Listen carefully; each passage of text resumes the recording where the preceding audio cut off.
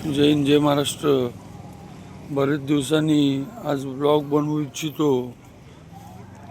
आज आपल्या गावाचं तुम्हाला मी एक महत्त्वपूर्ण माहिती देऊ इच्छितो. जे टुरिस्ट येतात आपल्या गावात, सकाळी सकाळी पहाटे येतात. रूमाचा विषय हे विषय त्यांच्या तोंडात असतो का की ते 4 दिवस अगोदर आपले खास मित्रांचे जे कलिग्स आणि जे मित्र होते ते तामानी घाटात त्यांचा मृतदेह सापडण्यात आला. 2 दिवस अगोदर त्यांचा ॲक्सिडेंट झाला होता तामानी घाटामध्ये. असे हे मुलं ते 20 ते 25 एजचे होते. त्यांचा जीव जाण्यासारखा नव्हता. पण हे जेवढे पण पॅरेंट्स आहेत जे मुलांना बेफिकीर पाठवतात पुण्यावरनं किंवा कुठल्याही एरियामधनं, त्यांना एक सांगू इच्छितो की आपल्या मुलांवर दाब ठेवा. मुलं कितीही मोठे पैसेवान असत तुम्ही, पण मूल एकदा गेल्यानंतर तो परत भेटायचा नाही.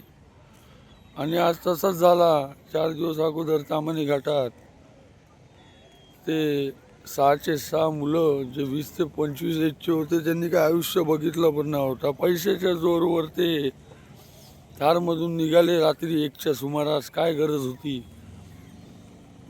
आणि तामानी घाटात आमच्यासारखे लोकांच्या गाड्या घोडे जात असतात, तरी आम्ही रात्रीचा तो प्रवास करत नाही. रात्री झोप मोडून 1 वाजता तुम्ही कोणीही सांगितलं नाही की तुम्ही एवढा रात्रीचा प्रवास करा.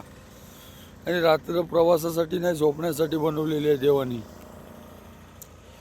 तर सर्वात महत्त्वाची गोष्ट की आपले जे पॅरेंट्स आहेत, जे मुलांना बेफिकीर सांगतात की जा बाळा कर एन्जॉय, हे हा धर्माचा विषय नव्हे, एक माणुसकीचा विषय आहे. त्याच्यामुळे हा व्लॉग बनवू इच्छितो. सर्वांनी लक्षात ठेवा की आपला मूल हा एकदा गेला की तो परत येणार नाही. आणि मुलांना पण सांगतो की आपल्या आईवडिलांचा मान ठेवा. जर ते नाही बोलत असतील तर कुठलाही काम, फिरण्याचा काय आणि काय तुमचे डिसिजन्स काय लाईफचे, ते घेऊ नका. का की त्यांचे पुढे गेलात म्हणजे तुम्ही देवाच्या पुढे गेलात, आणि देवच्या पुढे गेलात म्हणजे तो तुम्ही राक्षस या विषयामध्ये जमा झालात.